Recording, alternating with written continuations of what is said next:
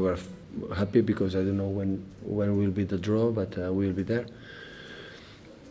And that's why I so happy. But I spoke to the players how the period when we were not good, when we win points, about our hurt, about our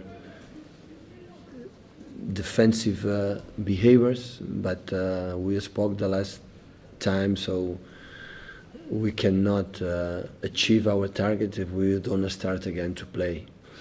But here the people speak a lot before I came, now during the season, how important is this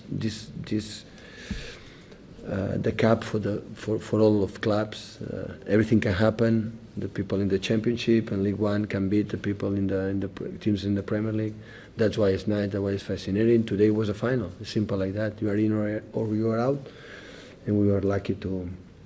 I'm lucky to keep going and live another time, another experience of that.